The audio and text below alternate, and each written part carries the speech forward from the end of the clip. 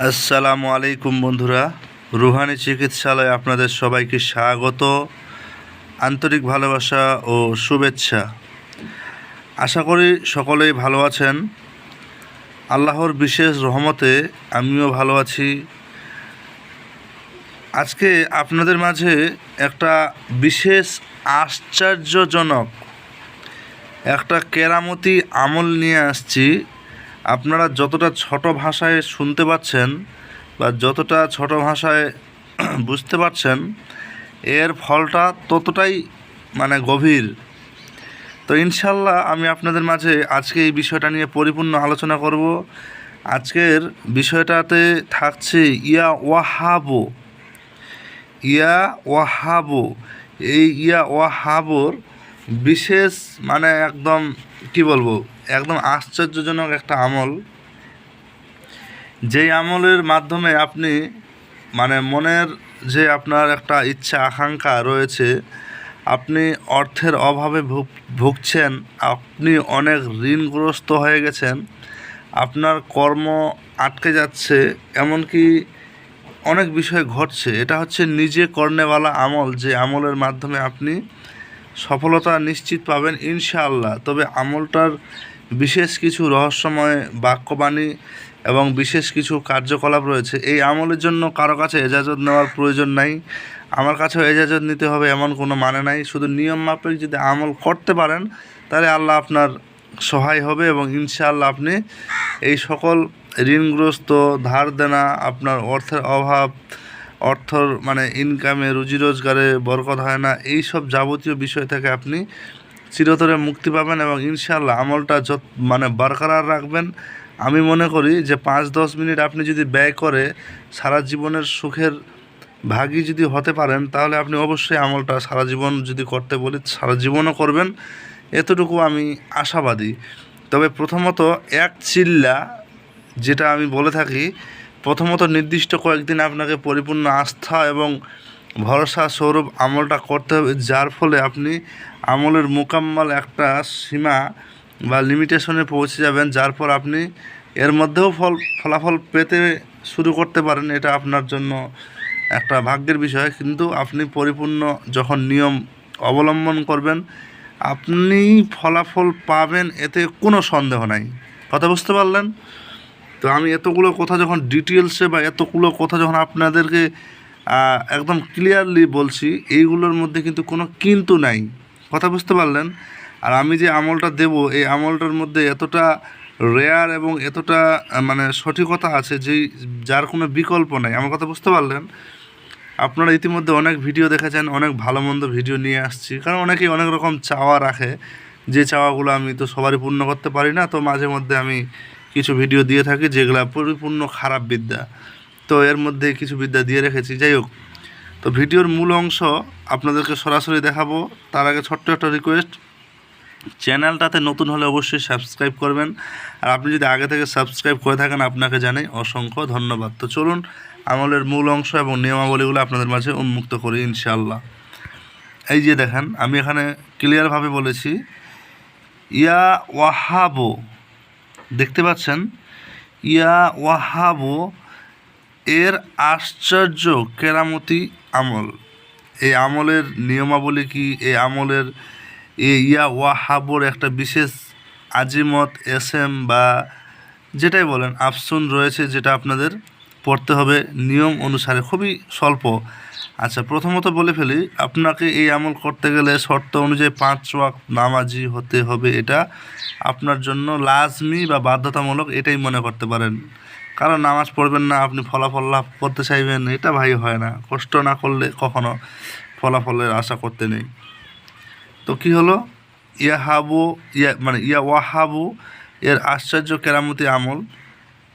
প্রথমত আপনি এটা যদি করতে চান, আপনার 5 ওয়াক্ত নামাজ কায়েম করতে হবে, এবং এই আমল হচ্ছে এশার নামাজের পর যে কোনো দিন থেকে শুরু করতে পারেন, কোনো দিনের বাধা বিঘ্নতা নাই।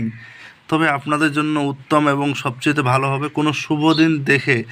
দিন কখনোই কোনো অশুভ হয় না ইসলামিক মতে, সবগুলোই শুভ। তবে এখানে আমলের বিশেষ খাস কিছু নিয়ম রয়েছে। তার মধ্যে হাফতা ছোড়কে আমল করে, রবিবার দিন বাদ দিয়ে আমল করতে হবে। কথা বুঝতে পারলেন? মানে আমল শুরু করতে হবে, আমল তো আপনাকে প্রতিদিনই করতে হবে। মূলত বৃহস্পতিবারের দিবাগত রাত থেকে যদি আমল শুরু করেন সবচেয়ে উত্তম। ঠিক আছে? এশার নামাজ আদায় করলেন, এশার নামাজ আদায় করে সালাম ফেরানোর পরে আপনি সেই বৈঠকে বসে, আপনাদেরকে আমি ডিটেলসে বলছি এই আমলের যে খাসিয়ত বা এই আমলের যে কেরামতি, এই আমলের যে কার্যকলাপ আপনাদের যদি আমি ডিটেলসে না বলি, একটু যদি আপনাদের মাঝে যদি দু চারটা কথা না বলি, আপনারা আমল কিছুই বুঝতে পারবেন না। আমি যদি আপনাদের বলি এই আমলটা এরকম, এটা পড়া হয়ে যাবে, এর তো বিস্তারিত কিছু বুঝতে পারবেন না, কারণ আমলের কিছু নিয়ম রয়েছে। চলুন একটু আগিয়ে যাওয়া যাক। এশার নামাজে সালাম ফেললেন, ফরজ নামাজের সালাম ফেলে ওই বৈঠকে আপনি যা দুরুদ দোয়া তসবি জিকির করলেন। এবার আপনাদের কাজ কি হলো? আপনাদের কাজ হবে আমল শুরু করা। আমলটা কিভাবে করবেন? প্রথমত 11 বার দুরুদ ইব্রাহিম পাঠ করবেন। কতবার? 11 বার। তারপর 14 বার ইয়া ওয়াহাবো। ঠিক আছে, এই ইয়া ওয়াহাবো আপনি পড়বেন 14 বার। তারপরে আবার 11 বার দুরুদে ইব্রাহিম যেটাকে বলি সেটা পড়বেন। এইটুকু আপনার পড়া হয়ে গেল। আপনি মনে করছেন আমল শেষ?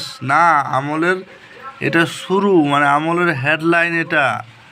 এবার মূল আমল আপনাদের কাছে চলে আসছে। এই যে দেখেন, আমি লিখে রাখছি, ইয়া ওয়াহাবু হাবলি মিন্নি মাতি দুনিয়া ওয়াল আখিরাতি ইন্নাকা আনতাল ওয়াহাবু। কি বুঝতে পারলেন? আমি পরিপূর্ণটাই আপনাদের মাঝে তুলে ধরেছি, ভালো করে দেখে নিন। ইয়া ওয়াহাবু হাবলি মিন্নি মাতিদ দুনিয়া ওয়াল আখিরাতি ইন্নাকা আনতাল ওয়াহাবু। এটা প্রয়োজনে আপনারা একটু উচ্চারণটা সঠিক করে নেবেন। আমি চেষ্টা করেছি আপনারা যাতে সঠিক উচ্চারণ করতে পারেন, আমি বলে দেওয়ার চেষ্টা করেছি। মূলত ওই যে এখানে ইয়া ওয়াহাবু এই অবধি ঠিক আছে, হাবলি এই অবধি ঠিক আছে, মিন তারপর নি, আরবি যারা জানে তারা বলতে পারবে, মিন নি তারপর মা তিদ দুনিয়া, মিন হাবলি মিন্নি মা তিদ দুনিয়া। ওখানে মানে আরবি অক্ষরে ওখানে তাসদির আছে। তো নিয়ে মাতি দুনিয়া ওয়াল আখিরাতি ইন্নাকা আনতাল ওয়াহাবু। কথা বোঝা গেল? এটা এবার আপনাকে পড়তে হবে 100 বার। কি বোঝা গেল? 101 বারও না, 108 বারও না, 99 বারও না, পুরোপুরি 100 বার আপনাকে পড়তে হবে। পড়ার পরে আপনি আল্লাহর কাছে দোয়া চাইবেন যে আল্লাহ আপনি আমার এই সমস্যাগুলো দূর করে আমাকে খাস রহমত, আপনার রহমত আমাকে দান করুন।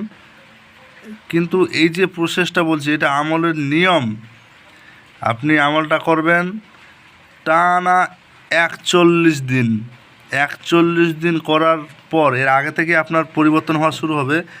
এই 41 দিন একদিনও আমল ছাড়া যাবে না। আমল যদি ছাড়েন তাহলে আপনি আমাকে বলবেন না, কারণ এখানে কিছু সিস্টেম আছে। চলতি ট্রেনে আপনি কোথাও নেমে যদি যান, ওই ট্রেন আপনার জন্য থেমে থাকবে না, আপনাকে আবার নতুন করে স্টার্ট করতে হবে বা সেখান থেকে অন্য ট্রেন ধরতে হবে। ঠিক বিষয়টা কিছুটা এরকম আমলের ক্ষেত্রে। আমল মারাত্মক একটা জিনিস। আর একটা জিনিস মাথায় রাখবেন, গুরু নরপতি, গুরু বিনে নেই গতি। এই আমলের জন্য আমি বলছি যে এজাজত নেওয়ার প্রয়োজন নাই, কিন্তু এই যে আপনি যে আমলগুলো আমার কাছে পেলেন বা আমি যে বললাম, এটা কিন্তু কোনো হাদিসে এইভাবে উল্লেখ করে দেয়নি যে বাবু তুমি এইভাবে আমল করো তোমার এটা হবে ওটা হবে, কখনোই না। তাহলে এজাজত নেওয়াটা জরুরি। এটা ঠিক যে এজাজতের বিষয়ে অনেকের অনেক মতামত থাকে, তবে এই আমলটা একটু অন্যতম। আপনি চাইলে নিজেই করতে পারেন, কোনো সমস্যা নেই।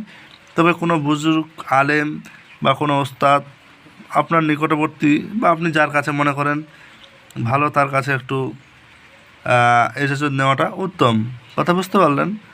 তো ভালো থাকবেন। আমার কথাগুলো আশা করি অনেকের বুঝতে কষ্ট হয়েছে। যদি কষ্ট হয়ে থাকে আমাকে ব্যক্তিগতভাবে যোগাযোগ করে আমাকে জানতে পারেন, কোনো সমস্যা নাই। আর যদি মনে করেন যে না কষ্ট হয়নি, ঠিকঠাক বলেছি বা বুঝাতে পেরেছি, আপনারা একটা মূল্যবান কমেন্ট আপনাদের করে যাবেন। কথা বুঝতে পারলেন? অবশ্যই অনেক ব্যক্তির অনেক মতামত, ভালো মন্দ মিলেই দুনিয়া। এখানে আমার শেষ কিছু বলার নাই। তো দেখা হচ্ছে আগামী ভিডিওতে। আর একটা ছোট্ট কথা, আমি মোবাইল নাম্বারটা লিখে নিই, এখানে লিখে দেই, আপনারা যে যোগাযোগ করবেন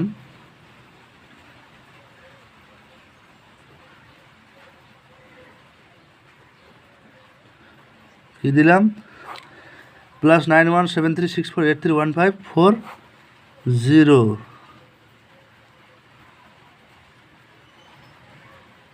হোয়াটসঅ্যাপে SMS করবেন। এই নাম্বারে হোয়াটসঅ্যাপ আছে, যেভাবে দিয়েছি আপনার দেশের বাইরে যে কোনো জায়গা থেকেও যোগাযোগ করতে পারবেন, এটা নিয়ে কোনো বিষয় না।